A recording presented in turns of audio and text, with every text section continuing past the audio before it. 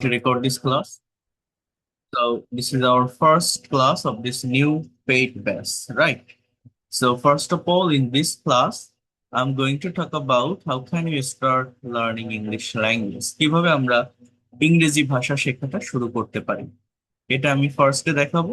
যেহেতু আপনারা একদমই নতুন, এখানে আমি একদম শুরু থেকেই ল্যাঙ্গুয়েজটা নিয়ে কথা বলবো, আলোচনা করব, বিষয়গুলো অনেক ভালোভাবে বোঝানোর চেষ্টা করব।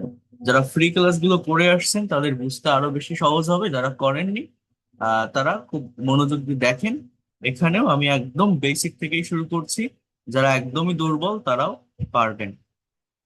আর ক্লাস শেষে আপনাদের যে কোনো কোশ্চেন থাকলে, যে কোনো প্রশ্ন থাকলে আমি উত্তর দিব। আর ক্লাসের মাঝেও আমি উত্তর দিব। আমি এক একটা বিষয় আগে শেষ করি। আমার এই কোর্সের জন্য আপনারা আলাদা একটা খাতা তৈরি করে রাখবেন, যেখানে প্রত্যেকটা বিষয় আলাদাভাবে নোট ডাউন করার চেষ্টা করবেন। তো দেখেন, যারা আমার ফ্রি ক্লাসগুলোতে ছিলেন বা এর আগেও ক্লাস করেছেন, আমি আপনাদের এই স্ট্রাকচারটা প্রত্যেকটা ক্লাসে দেখিয়েছি। আপনাদের মনে থাকার কথা যে ইংলিশে যে কোনো সেন্টেন্স বা বাক্য তৈরি করতে গেলে আমাদের একটা পার্টিকুলার স্ট্রাকচার মেনটেন করতে হবে। সেটা হচ্ছে, first of all we need a subject. In the place of subject we have to use noun or pronoun. সাবজেক্টের জায়গায় আমাদের নাউন অথবা প্রোনাউনের ব্যবহার করতে হবে। এরপর ভার্ব, দেন এক্সটেনশন। এই এক্সটেনশনের জায়গাটাতে অবজেক্ট, কমপ্লিমেন্ট বা অ্যাডভার্বিয়ালস এর ব্যবহার হয়। কিসের ব্যবহার বলছি? অবজেক্ট, কমপ্লিমেন্ট বা অ্যাডভার্বিয়ালস। তো এই বিষয়গুলো কি সেটাও আমি আপনাদের বলছিলাম। আশা করি আপনারা বুঝতে পারছেন এই স্ট্রাকচারটা। একটা সেন্টেন্স তৈরি করতে গেলে আমরা জানি যে সাবজেক্ট ভার্ব অবজেক্টের প্রয়োজন হয়, বাট আমি অবজেক্ট বলতে বলছি না, এখানে লিখবেন এক্সটেনশন। কারণ এখানে অবজেক্ট ছাড়াও কমপ্লিমেন্ট বা অ্যাডভার্বিয়ালস এর ব্যবহার হয়। এগুলোকে সেন্টেন্স কম্পোনেন্ট বলে। যেমন এইখানে দেখেন দেওয়া আছে, ফার্স্টে লেখা আছে, দেখেন এই যে আই মানে আমি, উই আমরা, ইউ তুমি, হি সে। তো এইগুলো মূলত কি? সাবজেক্ট। মানে একটা কথা যখন বলা হয়, একটা কাজ যখন করা হয়, কেউ তো একজন করে, কেউ তো একজন বলে। একটা সেন্টেন্স বা বাক্যের সাবজেক্ট কি হতে পারে? আমি, আমরা, তুমি, সে, তারা, এগুলো, এর বাইরে কিছু না। অর্থাৎ সাবজেক্ট গুলো কিন্তু নির্দিষ্ট একটা সার্কেলের ভিতর থাকে। প্রত্যেকটা ইংলিশ সেন্টেন্স বা বাক্যে সাবজেক্ট বসানোর পরেই ভার্ব বসাতে হয়, ভার্বের ব্যবহার করতে হয়। বাংলায় ভার্ব লাস্টে থাকে। বাংলা বাক্যটা ইংলিশ বাক্য থেকে different. Bangla sentence Hindi, Tamil, Telugu, even Japanese, এই ধরনের ল্যাঙ্গুয়েজেও ভার্ব লাস্টে থাকে। বাট ইংলিশ বা স্প্যানিশ, এই ল্যাঙ্গুয়েজ গুলোতে ভার্ব সাবজেক্টের পরে থাকে। এই যে একটা ওলট পালট, এইটার কারণে আমাদের এত বেশি রুলস গ্রামার শিখতে হয় বা আমরা ইংলিশে কথা বলতে পারি না। কারণ আমাদের মাতৃভাষা বা মাদার টাং বাংলা। যখনই ইংলিশে কোনো কিছু লিখতে যাই বা বলতে যাই, ব্রেন আগে বাংলাটা চলে আসে, সেটা কনভার্ট করে আমরা ইংলিশে লেখার বা বলার চেষ্টা করি। তো বাংলায় যেহেতু ভার্ব লাস্টে বসে, আমরা ওই জায়গাটাতেই মূলত গুলিয়ে ফেলি। ইংলিশে কথা বলার ক্ষেত্রে যদি এটা ব্রেনে রাখা যায় যে আমি সাবজেক্টের পরেই ভার্বটাকে ব্যবহার করব, তাহলে আহ আহ, যে কোনো সেন্টেন্স কারেক্টলি বলা যায়, কোনো কনফিউশন থাকে না। ইভেন আমি আপনাদের এটাও বলেছিলাম, যারা ইংলিশ ভোকাবুলারিতে দুর্বল, ভোকাবুলারি বলতে আমাদের মেইনলি ভার্ব রিলেটেড ভোকাবুলারি পড়তে হবে। ভার্ব সম্পর্কে কনসেপ্ট রাখতে হবে, ভার্ব চিনতে হবে বা জানতে হবে।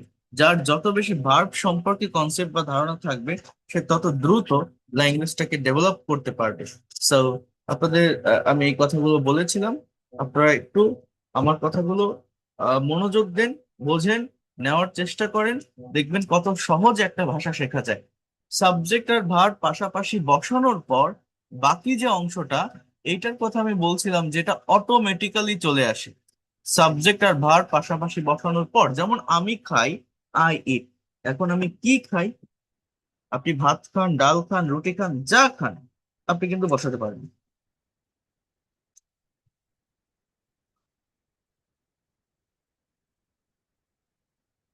জাস্ট একটু ওয়েট করেন।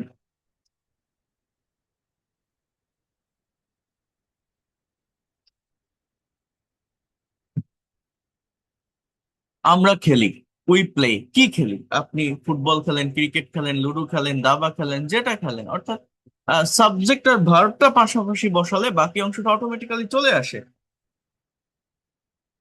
ইউ ডু, তুমি করো, কি করো? ইউ ডু দ্য ওয়ার্ক, তুমি কাজ করো। হি ড্রাইভস আ কার, সে একটা গাড়ি চালায়। শি ড্রস আ পিকচার, সে একটা ছবি আঁকে। দে গো টু স্কুল, তারা স্কুলে যায়।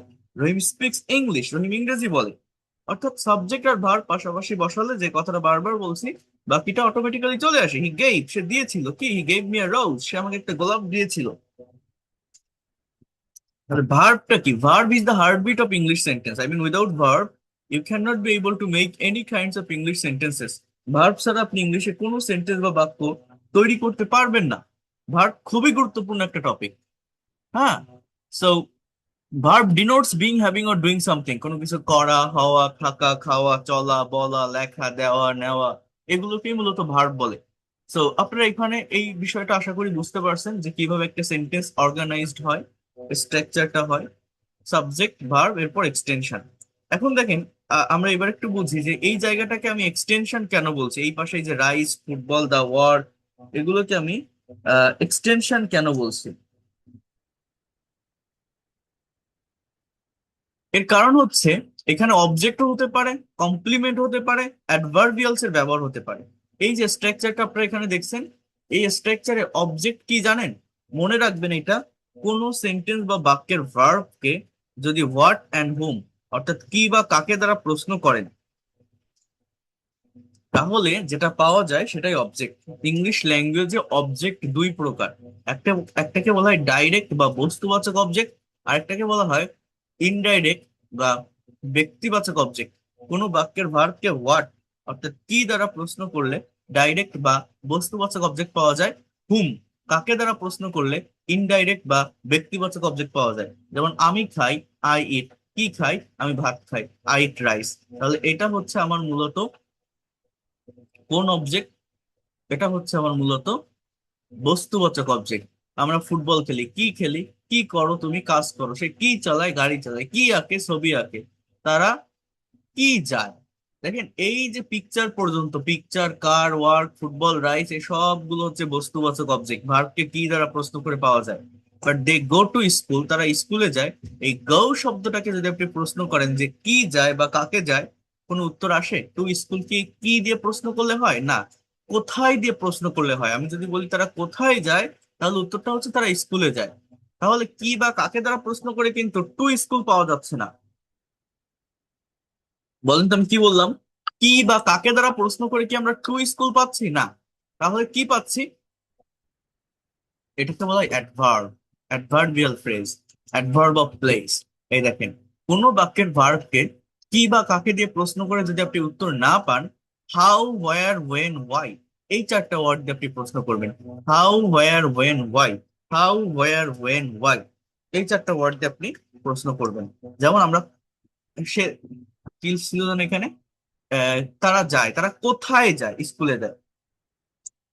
তো এই যে হাউ, হোয়ার, ওয়েন, হোয়াই, এই ওয়ার্ড গুলো দ্বারা যদি প্রশ্ন করেন ভার্বকে, সেইটাকেই বলা হয় অ্যাডভার্বিয়ালস বা অ্যাডভার্বিয়াল ফ্রেজ।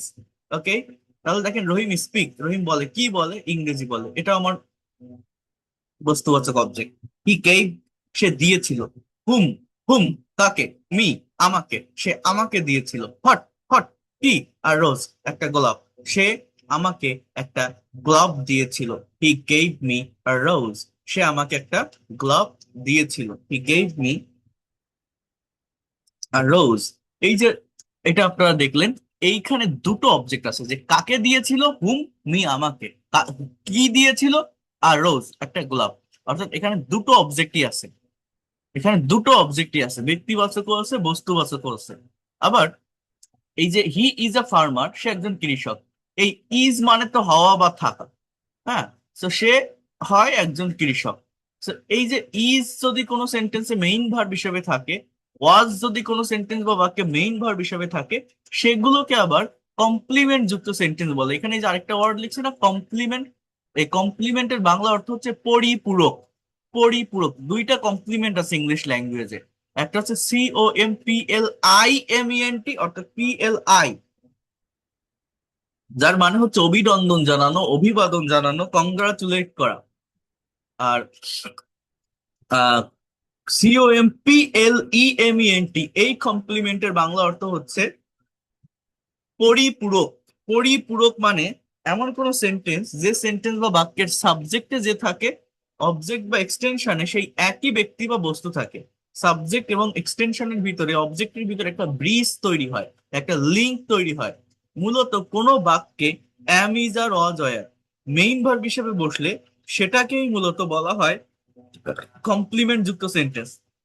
অর্থাৎ হি ইজ আ ফার্মার, এখানে যে লোকটা হি, সেই ফার্মার, যে ফার্মার সেই হি।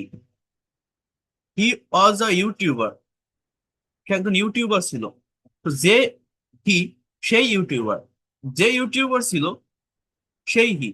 সো ওয়াজ এর পরিবর্তে আপনি যদি বলেন হি বিকেইম আ ইউটিউবার, এর বাংলা তো সে একজন ইউটিউবার হয়েছিল। মানে যদি এমন কোনো ভার্বকে আপনি ব্যবহার করতে পারেন যেগুলো বি ভার্বকে রিপ্লেস করতে পারে, সেগুলো লিঙ্কিং বা কপিলেটিভ ভার্ব হিসেবে বসে। মানে এইগুলোকে কমপ্লিমেন্ট যুক্ত সেন্টেন্স বলে। মানে এই যে অ্যাম ইজ আর দেখছেন না আপনারা, এই অ্যাম ইজ আর কে, he is a farmer, I am happy, they are players, যারা দে তারাই প্লেয়ার, যে আই সেই হ্যাপি, যে হি সেই ফার্মার, যে ফার্মার সেই হি। অর্থাৎ সহজ কথায় যে বাক্যগুলোতে সাবজেক্ট এবং এক্সটেনশন একই ব্যক্তি বা বস্তু হয়, এর মাঝে এই অ্যাম ইজ আর ওয়াজ আর বি ভার্ব গুলো একটা লিঙ্ক স্থাপন করে, একটা ব্রিজ তৈরি করে, কানেকশন ঘটায়। এর জন্য এই বি ভার্ব গুলোকে লিঙ্কিং বা কপিলেটিভ ভার্বও বলা হয়। কোনো বাক্যে যদি অ্যাম ইজ আর ওয়াজ আর মেইন ভার্ব হিসেবে বসে, সেগুলো মূলত কমপ্লিমেন্ট যুক্ত সেন্টেন্স হয়। But am is R was আর ছাড়াও কিছু কিছু ভার্ব আছে যে ভার্ব গুলোকে লিঙ্কিং বা কপিলেটিভ ভার্ব বলা হয় এবং এই কমপ্লিমেন্ট যুক্ত সেন্টেন্স বা বাক্যে বসে। সেগুলো হচ্ছে মূলত এই যে বিকাম, অ্যাপেয়ার, লুক, সিম, লাইক, এই ধরনের কিছু ভার্ব আছে যে ভার্ব গুলোকে বি ভার্ব দ্বারা রিপ্লেস করা যায়। হি ওয়াজ আ ইউটিউবার, সে একজন ইউটিউবার ছিল। অজকে রিপ্লেস করে যদি আপনি বিকেম বসান, এটা খুব বেশি পরিবর্তন করে না, সো প্রায় অর্থ সেম রাখে। সো এই জন্য এইগুলোকে লিঙ্কিং বা কপিউলেটিভ ভার্ব বলা হয়। তো এত কিছু বোঝার দরকার নেই। সহজভাবে যদি বুঝতে চান বা সহজভাবে যদি বিষয়টাকে নিতে চান, এমন কোন সেন্টেন্স বা বাক্য যে বাক্যে সাবজেক্ট এবং এক্সটেনশনে যে থাকে সে একই ব্যক্তি বা একই বস্তু হয়, এটাকেই কমপ্লিমেন্ট যুক্ত সেন্টেন্স বলে। এগুলো তো এরকম কি, কাকে, কোথায়, কিভাবে দ্বারা প্রশ্ন করা যায় না। কোনো বাক্যের ভার্বকে কি বা কাকে দ্বারা প্রশ্ন করলে যে উত্তরটা পাওয়া যায় তাকে অবজেক্ট বলে। হোয়াট অ্যান্ড হুম দ্বারা কাকে প্রশ্ন করব, ভার্বকে। আর কোনো বাক্যের ভার্বকে হাউ, হোয়ার, ওয়েন, হোয়াই এই ওয়ার্ড গুলো দ্বারা প্রশ্ন করলে যে উত্তর পাওয়া যায় তাকে অ্যাডভার্ব বলে বা অ্যাডভার্বিয়াল ফ্রেজ বলা হয়। কি বলা হয়? Adverbial phrase. এবং এই অ্যাডভার্বের ব্যবহার করে যে কোনো শর্ট ইংলিশ সেন্টেন্স বা বাক্যকে লং সেন্টেন্সে পরিণত করা যায়। আবারও বলছি, অ্যাডভার্বিয়ালস এর ব্যবহার করে যে কোনো শর্ট ইংলিশ সেন্টেন্সকে লং সেন্টেন্সে পরিণত করা যায়। এটা হচ্ছে মানে ইংলিশ ফ্রি হ্যান্ড রাইটিং এর সব থেকে ইফেক্টিভ একটা টেকনিক, কৌশল বা স্ট্র্যাটেজি বলা যেতে পারে। অর্থাৎ আপনি যদি রাইটিং ডেভেলপ করতে চান, একটা প্যারাগ্রাফ, রিপোর্ট, কম্পোজিশন আপনি যখন লেখেন, আমরা ছোট ছোট সেন্টেন্স বলে থেমে যাই। একটা সেন্টেন্স বা বাক্যকে বড় করতে পারি না, লং করতে পারি না, একটা বাক্যের ভিতর এক্সট্রা ইনফরমেশন নিয়ে আসতে পারি না। তো সেইটা নিয়ে আসার সব থেকে ইফেক্টিভ ওয়ে হচ্ছে এই হাউ, ওয়্যার, ওয়েন, হোয়াইটে কোশ্চেন করা বাক্যের ভার্বকে। তাহলে অনেক বেশি ইনফরমেশন পাওয়া যায়। যেমন দেখেন, এখানে আপনারা পেইড কোর্সে ভর্তি হয়েছেন, পেইড ক্লাস করছেন। আমি ফ্রি ক্লাসে যেমন অত্যন্ত দ্রুত গতির সাথে শিখিয়েছি, প্রত্যেকটা বিষয় আপনাদেরকে দেখিয়েছি, এখানে অতটা দ্রুত আমি বলবো না। আমি ধীরে সুস্থে যাওয়ার চেষ্টা করব, বোঝানোর চেষ্টা করব, যাতে করে আমার একদম দুর্বল স্টুডেন্টও এখান থেকে বুঝতে পারে বা শিখতে পারে। এবং আমি ল্যাঙ্গুয়েজের খুঁটিনাটি নিয়ে কথা বলবো। আপনাদের ধৈর্য ধরে এটা নিতে হবে, এটা অ্যাকসেপ্ট করতে হবে, এটা গ্রহণ করতে হবে। কারণ আপনি যদি এটা ভালোভাবে না নেন, আপনি পরবর্তীতে, আমি আমার মতো পড়াই চলে গেলাম, টেন্স পড়ালাম, স্পোকেনের বিভিন্ন রুলস পড়ালাম, আপনি প্র্যাকটিক্যাল লাইফে গিয়ে একটা প্যাসেজ অ্যানালাইসিস করতে পারবেন না, ফ্রি হ্যান্ডে কোনো কিছু লিখতে পারবেন না, আপনি স্পিকিং করতে পারবেন না ফ্লুয়েন্টলি। আমি যদি জাস্ট গতানুগতিক ধারায় পড়াই, আমি যদি বলি এটা প্লাস এটা প্লাস এটা এরকম হয়, এইটা হাজারো সেন্টেন্স তৈরি করতে পারবেন, এই সিকোয়েন্স মেনটেন করে যদি আমি এগোই যাই, আপনাকে একটা মুখস্থ বিদ্যার উপর রাখি, তখন হয় কি, আমি যতটুকু পড়াবো ততটুকুর ভিতরেই আপনি সীমাবদ্ধ থাকবেন। আপনি নিজের ব্রেন দিয়ে, নিজের আইডিয়া দিয়ে কোনো কিছু জেনারেট করতে পারবেন না, কোনো কিছু ডেভেলপ করতে পারবেন না। That is the reality. হ্যাঁ, যখনই নিজের মতো করে কিছু লিখতে বা বলতে যাবেন, আপনি কনফিউশনে পড়ে যাবেন, এরকম একটা সেন্টেন্স লিখতেছি বা বলতেছি, এটা ঠিক হচ্ছে না ভুল হচ্ছে, এই প্রবলেমটা আমাদের হয়। তো যেটা বোঝানোর চেষ্টা করছি আপনাদেরকে, যেটা বলার চেষ্টা করছি সেটা হচ্ছে, আমি যে কথাগুলো বলি, একটা কথাও আপনারা মানে হালকা ভাবে নিবেন না, প্রত্যেকটা কথার অনেক গুরুত্ব আছে। এই যে খুঁটিনাটি বিষয়গুলো নিয়ে কথা বলছি, আমি জানি না এটাকে আপনারা অ্যাজ ইউজুয়াল মনে করছেন কিনা, বাট এটার প্রভাব ইংলিশ ল্যাঙ্গুয়েজে অনেক বেশি। আমি জাস্ট এই একটা স্ট্রাকচারকে ডিসকাস করছি, একটা স্ট্রাকচারকে ভেঙে ভেঙে ইন ডিটেলসে দেখাচ্ছি বা বলছি। দেখেন আরেকটু দেখেন, আই ইট রাইস, আমি ভাত খাই, আমি ভাত খাই। এই যে বাক্যটা, আমরা সারা জীবন এরকম সেন্টেন্স বা বাক্য লিখতে বা তৈরি করতে অভ্যস্ত। আমরা কি জাস্ট এতটুকুর ভিতরেই সারা জীবন সীমাবদ্ধ থাকবো? আমরা কি একটা সেন্টেন্স বা বাক্যকে বড় করতে পারবো না, লং করতে পারবো না, একটা বাক্যের ভিতরে এক্সট্রা ইনফরমেশন অ্যাড করতে পারবো না? অবশ্যই আমরা পারবো। তো সেটা কিভাবে সম্ভব? সেটা কিভাবে সম্ভব? ভার্বকে প্রশ্ন করতে শিখতে হবে। কি দিয়ে? ডাব্লিউএইচ ওয়ার্ড দিয়ে। যেমন, মনে করেন আমি ভাত খাই, আমি কিভাবে ভাত খাই, প্রথমে আপনি হাউ দিয়ে কোশ্চেন করবেন। কোনো বাক্যের ভার্বকে যদি হাউ দিয়ে কোশ্চেন করা হয়, সেইটা মানে যে অ্যান্সারটা পাওয়া যায়, তাকে বলা হয় অ্যাডভার্ব অফ ম্যানার। কি বললাম আমি? Adverb of manner. Adverb of manner, আবারও বলছি, adverb of manner.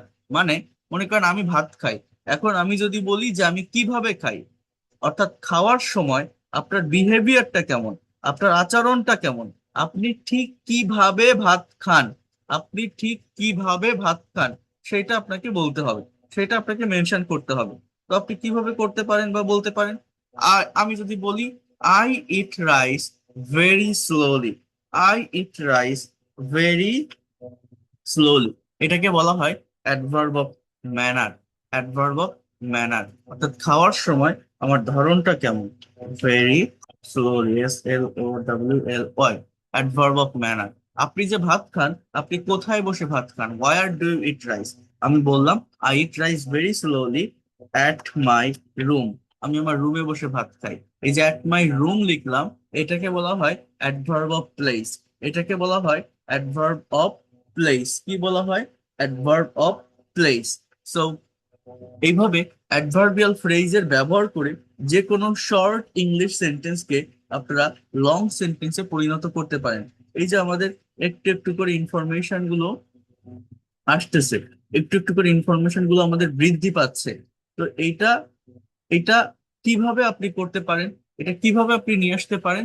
Just adverbial ফ্রেজের ব্যবহার করে বোঝার চেষ্টা করেন। এরপর আমি যদি বলি when do you eat rice, আপনি কখন ভাত খান? আমি বললাম আমি দিনে 3 বার ভাত খাই। I eat rice very slowly at my room. এবার বললাম যে 3 টাইমস, 3 বার আ ডে, একটা দিনে আমি 3 বার ভাত খাই, 3 টাইমস আ ডে। আপনি যে দিনে 3 বার স্লোলি মানে ধীরে সুস্থে ভাত খান, আপনি কেন ভাত খান? ভাত খাওয়ার পিছনে আপনার কারণটা কি, আপনার রিজনটা কি? এটাকে বলা হয় অ্যাডভার্ব অফ রিজন। ওয়াই, কেন? আমি শরীরে শক্তি পাওয়ার জন্য বা শক্তি যোগানোর জন্য ভাত খাই। Just I can say to get, get মানে পাওয়া, টু গেট মানে পেতে। কি পেতে? এনার্জি ইন মাই বডি, আমার বডি বা শরীরে শক্তি পেতে আমি ভাত খাই। তাহলে আমার বাক্যটা জাস্ট কতটুকু ছিল? দেখেন, বাক্যটা ছিল হচ্ছে রাইস পর্যন্ত, সেখান থেকে এই যে বডি পর্যন্ত নিয়ে আসলাম। এটা কিন্তু একটা সিম্পল সেন্টেন্স, একটাই সাবজেক্ট, একটাই ভার্ব, একটাই সাবজেক্ট, একটাই ভার্ব। এখানে কোনো আহ, মানে ক্লজ নেই, এখানে কোনো আলাদা সাবজেক্ট ভার্ব নেই, এটা কোনো কম্পাউন্ড বা কমপ্লেক্স সেন্টেন্স না। তাহলেও একটা সেন্টেন্স এত বড় কিভাবে হচ্ছে? জাস্ট অ্যাডভার্বিয়াল ফ্রেজের ব্যবহার করে। ভেরি স্লোলি, এটাকে বলা হয় adverb of manner. At my room, এটাকে বলা হয় adverb of place. Adverb of place. 3 Times a day, এটাকে বলা হয় adverb of time. To get energy in my body, এটাকে বলা হয় adverb of reason. Why happen, we play, আমরা খেলি। কি খেলি? ফুটবল খেলি। কিভাবে ফুটবল খেলি? আমি যদি বলি we play football very politely, আমরা খুবই ভদ্রতার সহিত ফুটবল খেলি। খেলার মাঠে মারামারি করি না। হ্যাঁ, আপনি ফাউল করি না। কোথায় ফুটবল খেলেন আপনি? অন দ্য ফিল্ড, আমরা মাঠে ফুটবল খেলি। আমরা মাঠে ফুটবল খেলি। আপনি যে পলাইটলি মাঠে ফুটবল খেলেন, আপনি কখন ফুটবল খেলেন? আমি বিকাল বেলা ফুটবল খেলি। তাহলে আমি বলতে পারি যে ইন দা আফটারনুন। প্রেপোজিশনের সঠিক ব্যবহারটা একটু জানতে হবে। এটা আমি দেখাবো। In the afternoon, in the afternoon.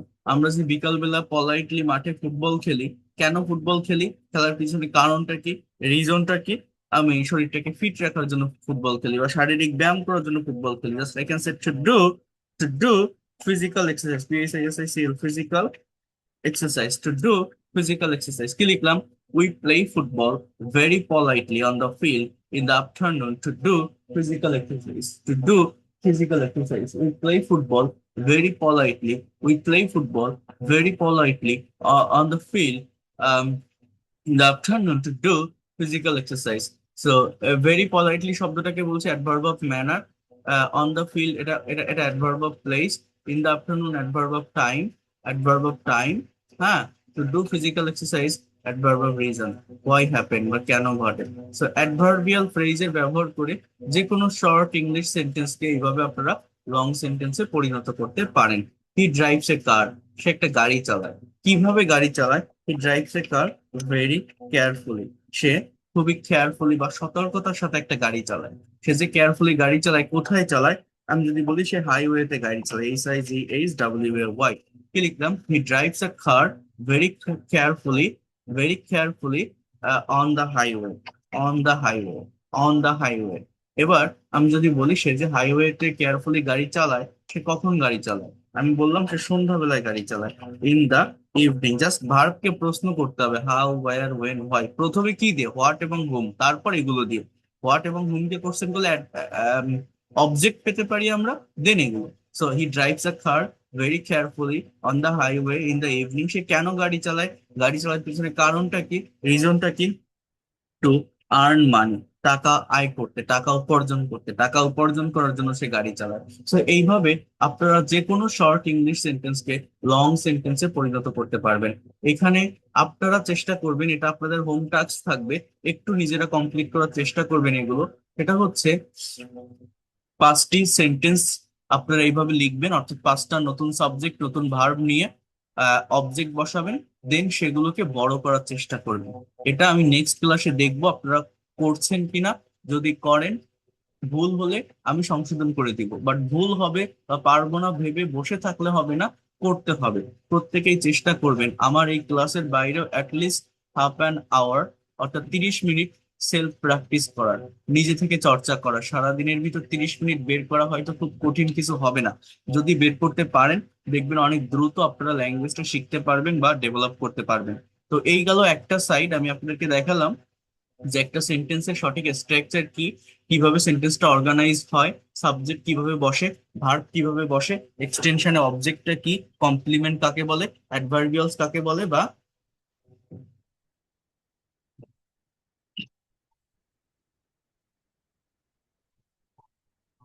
Adverbials এর ব্যবহারটা কিভাবে হয়, এগুলো সবই আমি আপনাদেরকে দেখালাম।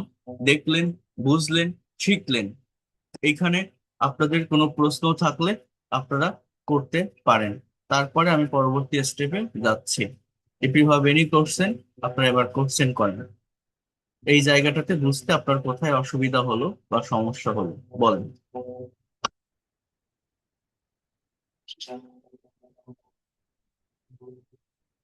কথা বলেন। কমপ্লিমেন্টটা একটু ক্লিয়ার করলে ভালো হয়, কমপ্লিমেন্টটা একটু কম দিচ্ছে স্যার।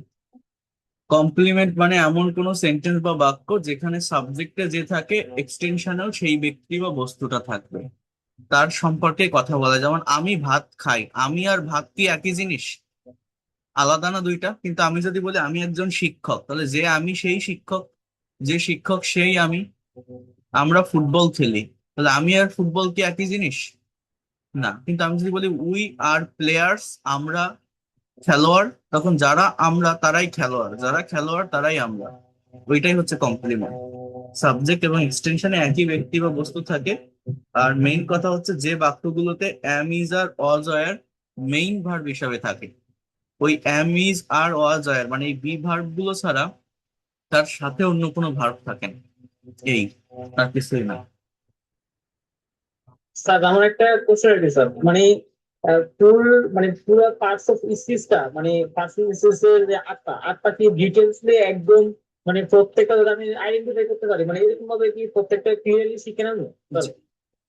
হ্যাঁ, প্রত্যেকটা পার্টস অফ স্পিচ আমি শেখাবো যদি আপনারা শিখতে চান, ধৈর্য রাখতে পারেন। আমি এগুলো শেখাই, আমি শেখাতে চাই। আমার কাছে সবগুলো পার্টস অফ স্পিচের আলাদা আলাদা ক্লাস আছে, ডকুমেন্ট আছে। আমি যেভাবে বুঝাবো একবার ভালোভাবে আপনারা নিতে পারলে কখনোই আপনারা আর ভুলবেন না। কিন্তু সব থেকে বড় প্রবলেম এটাই তৈরি হয়, দুইটা তিনটা চারটা যখন আমি পড়াই, অনেকের হয় কি ধৈর্য থাকে না, বলে কি আপনি এত গ্রামার শেখাচ্ছেন কেন, আমি ইংলিশে কথা বলা শিখতে চাই, স্পোকেন ইংলিশ শেখার জন্য ভর্তি হয়েছি। বা আমি যে ফ্রি ক্লাসগুলো নেই বা দেখাই সেখানেও বিশেষ করে প্র্যাকটিক্যাল স্পোকেন বা রাইটিং এর উপর জোর দিই। এই জন্য প্রত্যেকে আসে, ভর্তি হয় ইংলিশে স্পিকিং করার জন্য, কথা বলা শেখার জন্য। বাট বিশ্বাস করেন, কথা বলা শেখা বা স্পিকিং করা না খুবই সহজ একটা বিষয়। জাস্ট অল্প কিছুদিন প্র্যাকটিস করলে, কারেক্ট স্ট্র্যাটেজি বা মেথড মেনে প্র্যাকটিস করলে স্পিকিং আপনি ডেভেলপ করতে পারবেন।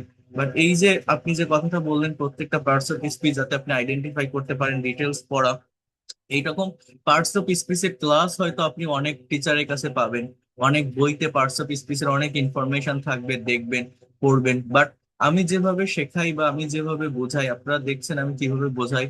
তো আমি একবার যদি এগুলো সম্পর্কে আপনাদের প্রত্যেকটা পার্টস অফ স্পিচের আলাদা আলাদা ক্লাস নেই বা ভালোভাবে ডিটেলসে আমি ডিসকাস করি, বুঝিয়ে দেই, আপনি সেটা আর কখনো ভুলবেন না, অনেক ভালোভাবে আপনার ব্রেইনে গেঁথে যাবে। আর পার্টস অফ স্পিচ হচ্ছে ইংলিশ ল্যাঙ্গুয়েজের একটা ভিত্তি বা ফাউন্ডেশন। এটা সম্পর্কে যদি ক্লিয়ার কনসেপ্ট বা সঠিক ধারণা আপনি রাখতে পারেন, আপনার স্পোকেন বা রিটেন ইংলিশ সত্যিকার অর্থে অনেক বেশি সহজ হয়ে যাবে। তো আমি এটা আপনাদেরকে শেখাবো এখানে, এই যে ব্যাচটা আমি শুরু করছি আপনাদের, এখানে আমি এটা বাদ দিব না, প্রত্যেকটা পার্টস অফ স্পিচের ব্যবহার আমি শেখাবো।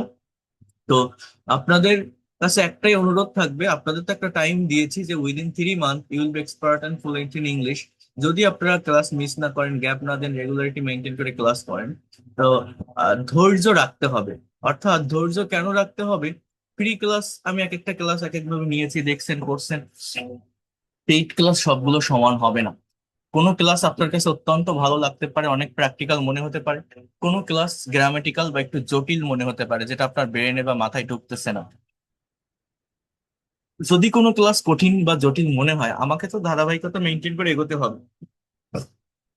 তার ভিতর যদি কোনো কঠিন ক্লাস বেঁধেও যায় থাকে, অধৈর্য হলে হবে না। এটা আমি বলতে চাচ্ছি, একটু ধৈর্য রাখবেন, বিশ্বাস রাখবেন আমার উপর, দেখবেন অনেক দ্রুত সময়ের ভিতর আপনারা শিখতে পারবেন ইনশাল্লাহ। কিন্তু একদিন বা 2 দিন আমি বুঝলাম না, হাল ছেড়ে দিলাম, এটা করলে হবে না। আমি তো একটা টাইম দিয়েছি, সেই টাইমের ভিতর যদি আপনি শিখতে না পারেন, 3 মাসের ভিতর যদি আপনি শিখতে না পারেন রেগুলার ক্লাস করেও, তখন আপনি আমাকে প্রশ্ন করবেন যে আমি কেন পারলাম। বাট অনেকে 5টা 6টা 7টা ক্লাস করে ভাবে কি যে আমি তো পারতেছি না, হচ্ছে না, বুঝতেছি না, কি করব।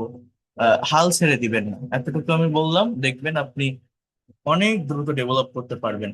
কিন্তু একটু সময় দিতে হবে। যে ল্যাঙ্গুয়েজটা আপনি বছরের পর বছর চেষ্টা করে পারেননি, আমাদের 12 বছর 15 বছর একাডেমিক লাইফে ইংলিশ থাকে, বাট সেটা টেক্সট বুক ভিত্তিক, আমরা পারি না। তো 12 বছর 15 বছর এরপর চাকরি বাকরি করার ক্ষেত্রে বিভিন্ন সময় আমরা এটা শেখার চেষ্টা করি, শিখে থাকি, বাট তারপরেও আমরা পারিনি সেটা।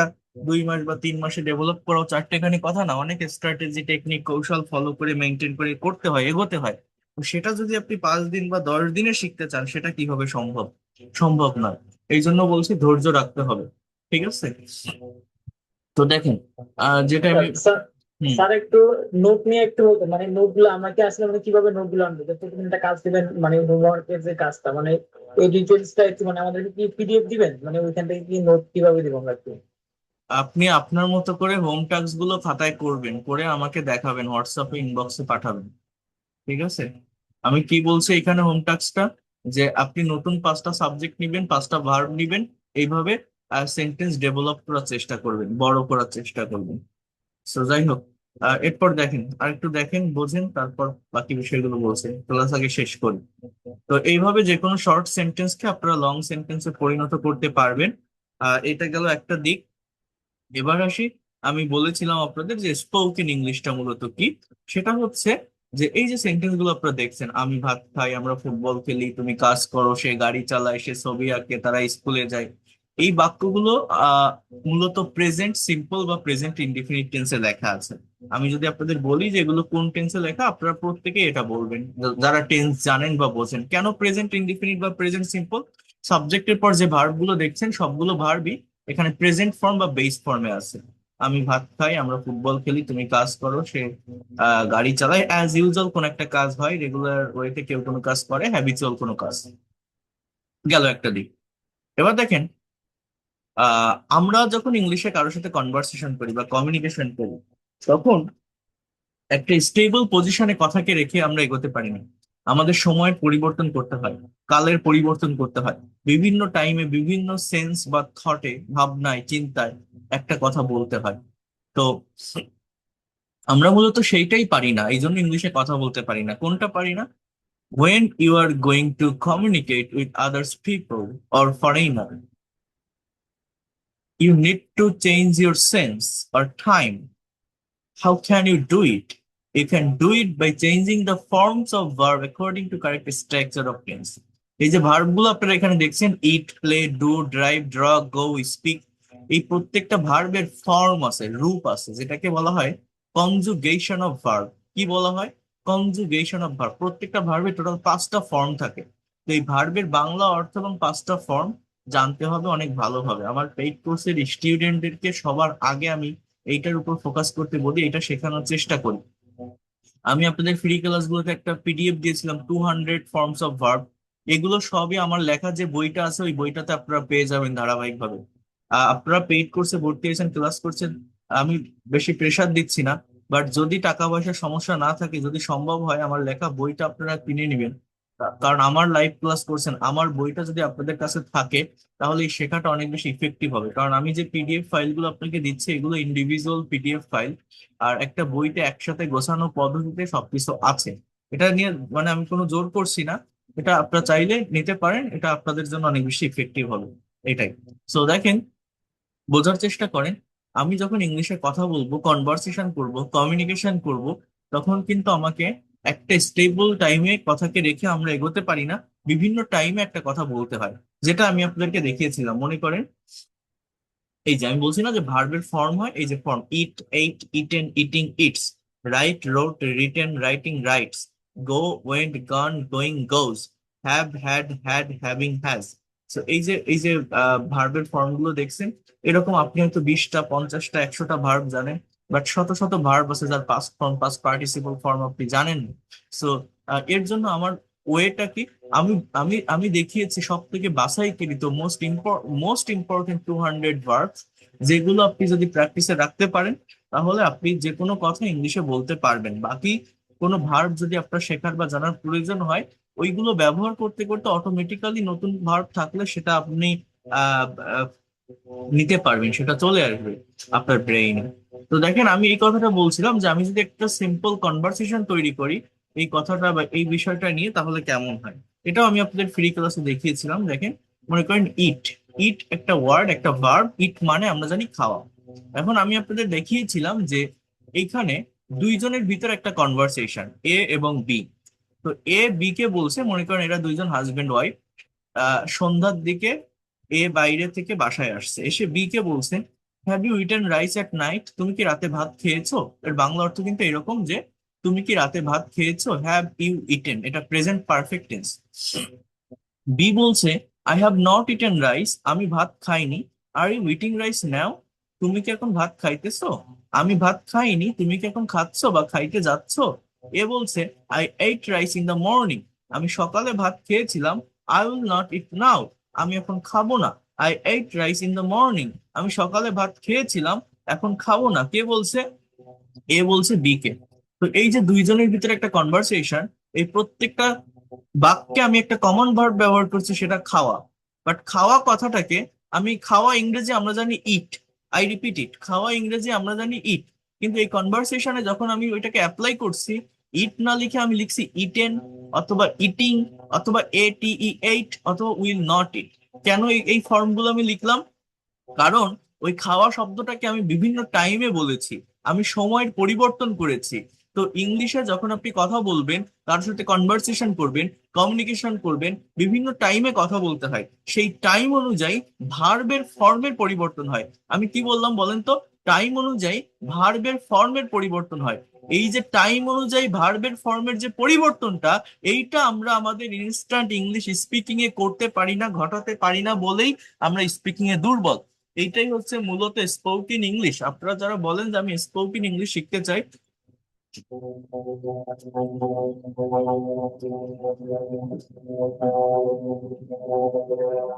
যারা বলেন আমি ইংলিশে একটু কথা বলা শিখতে চাই, ইংলিশে কথা বলা আমার স্বপ্ন বা শখ, আমরা কথা বলতে তখনই সক্ষম হব যখন আপনি একটা কথাকে যে টাইমে ভাবছেন সেই টাইম অনুযায়ী সঠিক ভার্বের ফর্মটাকে ইউজ করতে পারছেন।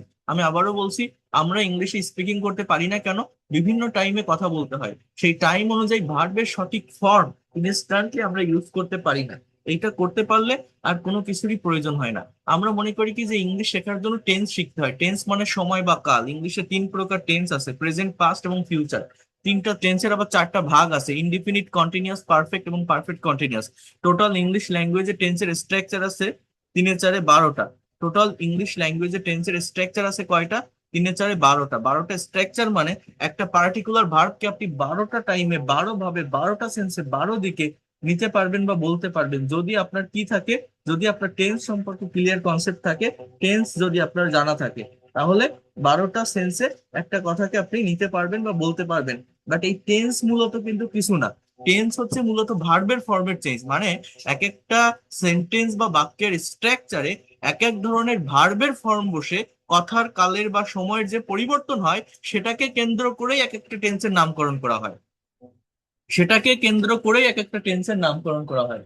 আমি কি বললাম বলেন তো? আমরা যে সেন্টেন্সে, আমি বলছি যে আমরা কথা বলতে পারি না কেন? 1 নাম্বার কথা বলছি, কথা বলতে গেলে বিভিন্ন সময় মেনটেন করে কথা বলতে হয়।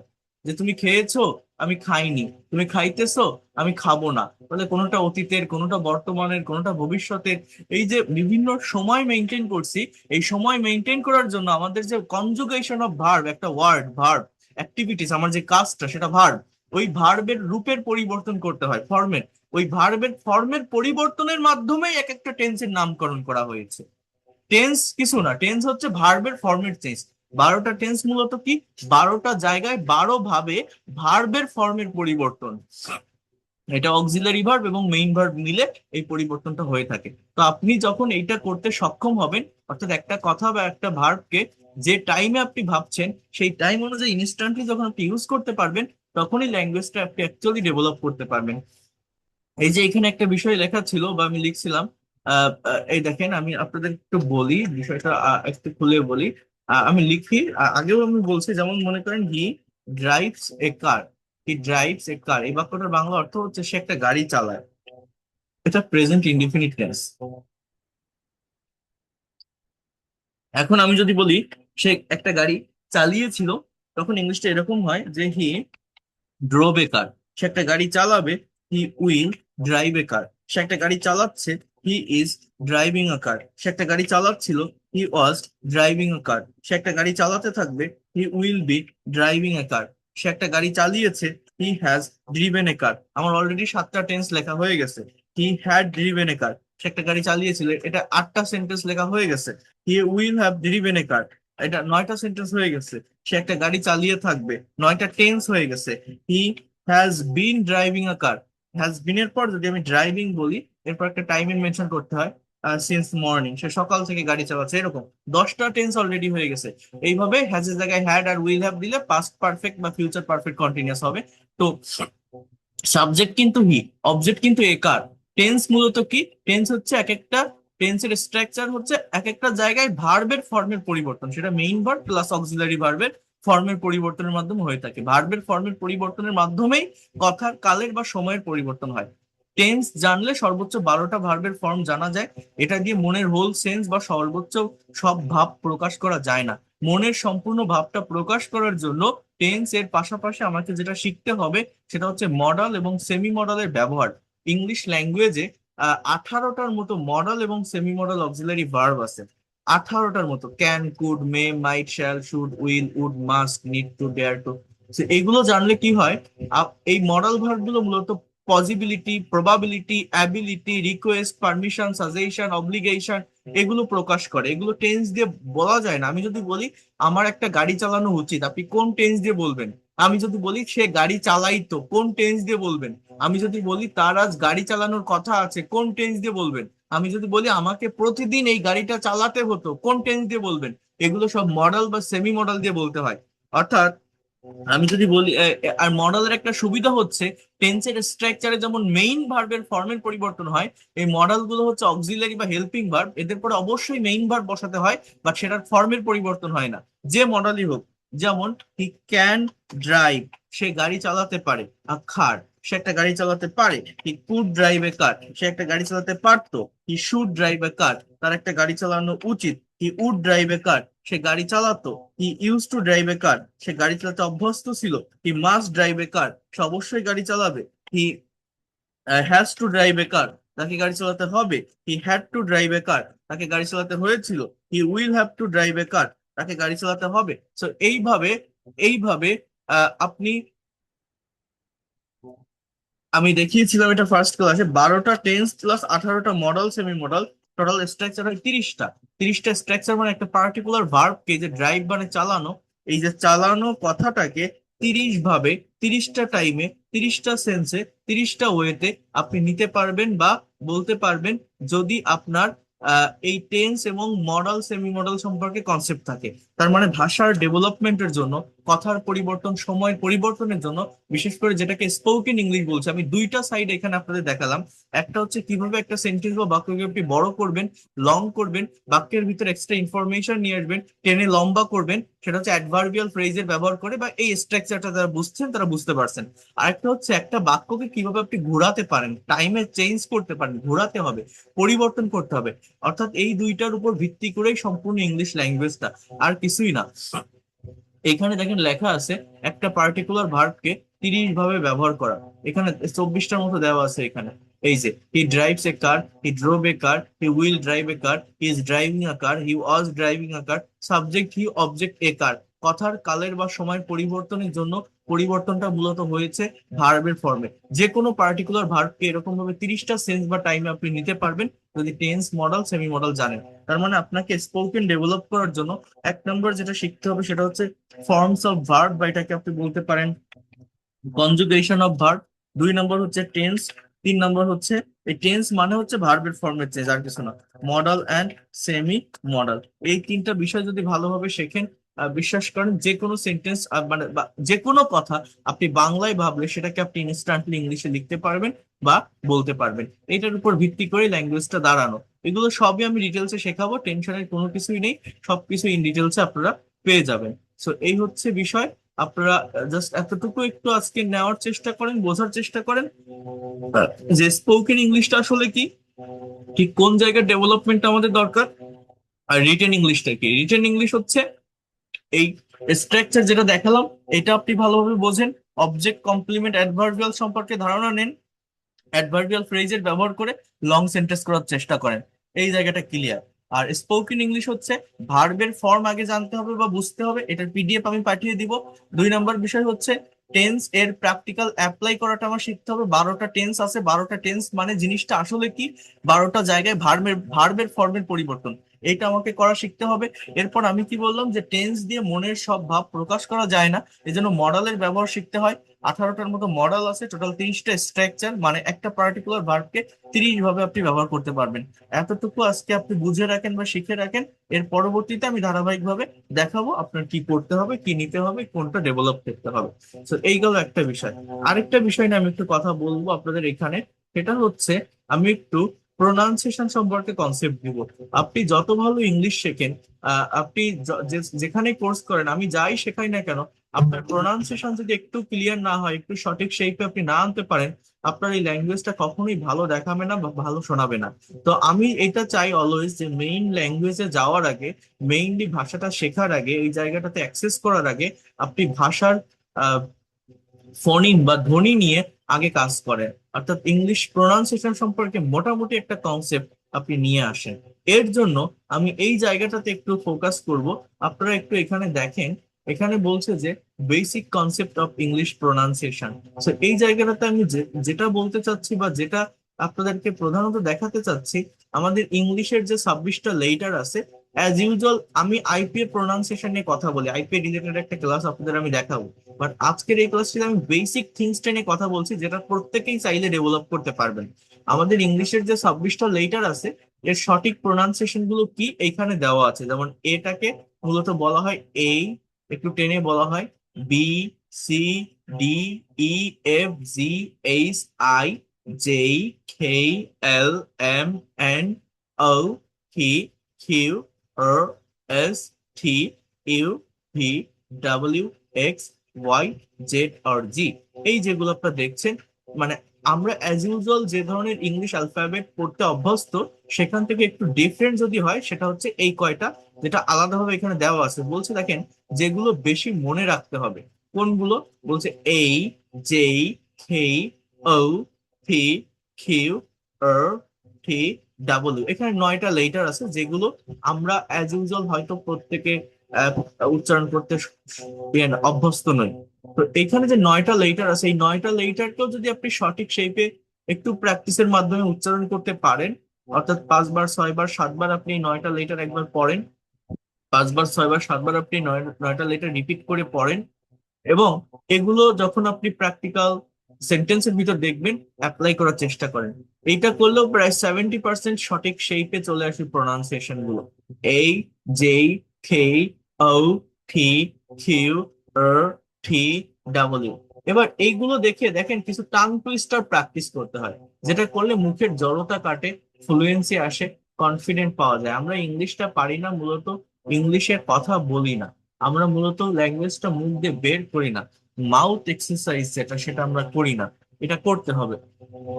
এখানে কিছু টাং টুইস্টার আছে, আমি অনুরোধ করব এই যে 9টা লেটার দেখছেন, এই 9টা লেটার এই টাং টুইস্টারের ভিতর যেখানে দেখবেন সেইভাবে একটু পরিবর্তন করে কথা বলার চেষ্টা করবেন। যেমন আমি যদি এগুলোকে অ্যাজ ইউজুয়াল পড়ি, Peter Piper pick up pickle pepper, pick pocketing in public transport portrait a painful picture, the 33 thieves thought that they thrilled the throne throughout Thursday। এরকম যদি আমি বলি তাহলে আমার মতো হচ্ছে as usual.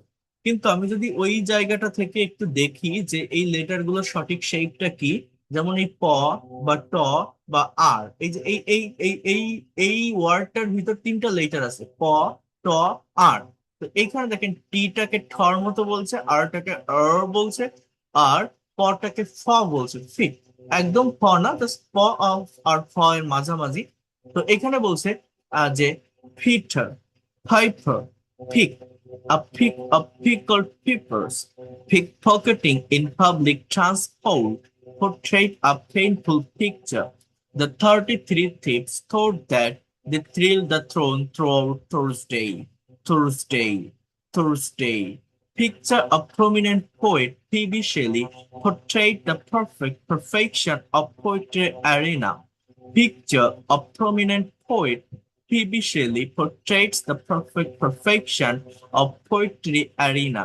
Mr. Tongue Twister tried to train his tongue to twist and turn to learn later T. Mr. Tongue Twister tried to train his tongue to twist and turn to learn later T. Papa, please pay the payable payment of pen, paper, and pencil to the paper house. Papa, please pay the payable payment of pen, paper, and pencil to the paper house. Take the total team in the tea garden to take the taste of every teaspoon of tea in the tea time. আমি যদি এটাকে as usual পড়ি বা বলি, এরকম হয় যে take the total team in the tea garden to take the taste of every teaspoon in the tea time. So here you can see, take the total team in the tea garden to take the taste of every teaspoon of tea in the tea time. Yeah. Canadian Coffee House KFC campaign for chocolate cake in Cambodia. Campaign catches the concentration of Cambodians. Power plant produce more power connection publicly. Public-private entrepreneurship is profitable. Is profitable. So in this way, you can practice all this tongue twister. Okay. Pronouncing tongue twister T is tough task. Talented teacher technically teaches the T sound when typing by using T. Capital city Cairo is crowded with kids to come in cricket tournament. The caretaker of Cairo arranges a carnival for the day. They call it the Red Carpet Carnival. A pair of paper paved the panic of pathetic pair in the past parliament. In Prague, the party passed with a patient patiently to patronize the parish poor and parlor, which were the part of commitment that written in the page of payable parcel paper. So, এই যে কথাগুলো আমি বললাম বা দেখালাম, এই জায়গাটায় আপনার যে জড়তাটা আছে ওইটা কাটানোর জন্য এই জায়গাটা আপনাকে ডেভেলপ করতে হবে। আপনি নিজে আগে একটু সেলফ প্র্যাকটিস করেন, দেখেন কতটুকু ডেভেলপ করতে পারছেন বা পারছেন কিনা, এবং কোথায় সমস্যা হচ্ছে সেটা আপনারা আমাকে এই জায়গাটা থেকে জানাবেন। আমি কি বোঝাতে পারছি? কি কি বললাম, অনেকগুলো বিষয় আপনাদেরকে দেখালাম। তো প্রত্যেকটা বিষয় আপনারা আরেকবার রিপিট করবেন, রেকর্ডেড ক্লাসটা দেখবেন, রেকর্ড এবং পিডিএফ ফাইল পাঠিয়ে দিব।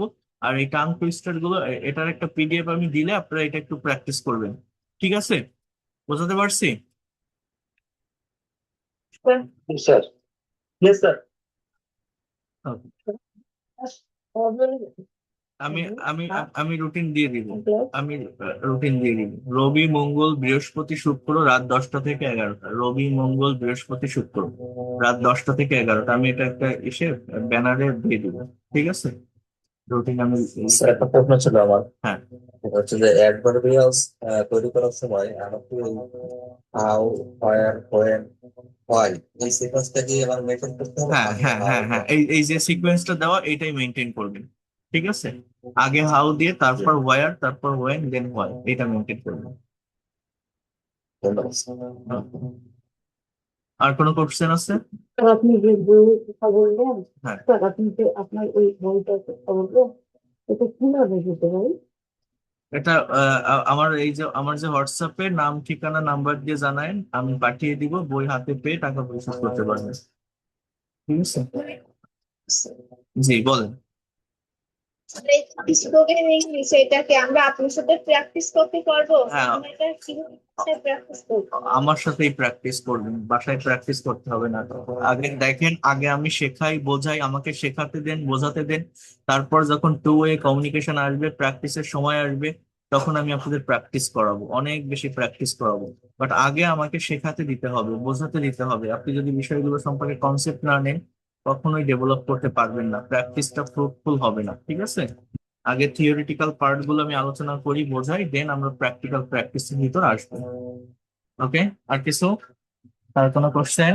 স্যার তাহলে টেন্স টেন্স আর হলো মোডাল সবই আমি পড়াবো, মানে এগুলো তো আমি বললাম, এগুলো প্র্যাকটিস আপনাকে কিছু করতে হবে না, আমি এই ক্লাসেই করাবো। ঠিক আছে? সবই ধারাবাহিক ক্লাসে থাকবে, পাবেন আপনারা।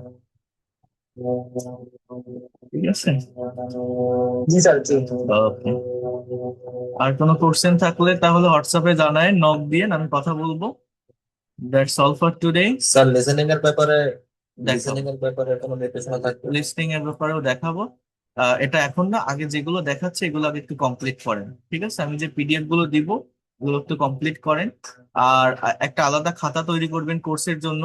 আমি 200 ভার্বের যে কথাটা বলছি ওই পিডিএফটা আমি আবার পাঠিয়ে দিব। দিলে যে ভার্ব, অনেকগুলো ভার্ব দেখবেন কমন আছে বা আপনি জানেন, অর্থ জানেন, ফর্ম জানেন, সেগুলোর দরকার নেই। যে ভার্ব গুলো জানেন না সেগুলোর বাংলা অর্থ সহ ফর্ম গুলো একটা খাতায় আলাদাভাবে লিখে ফেলবেন, একটু লিখবেন, লিখলে অনেক বেশি মনে থাকে, বিষয়টা খুব ভালোভাবে ডেভেলপ করা যায়। আমি পাঠিয়ে দিব। ঠিক আছে? জি স্যার। ওকে, তাহলে ভালো থাকেন। That's all for today. Thank you and see you in the next class. Good night. আল্লাহ হাফেজ। স্যার আসসালামু আলাইকুম। ওয়ালাইকুম আসসালাম।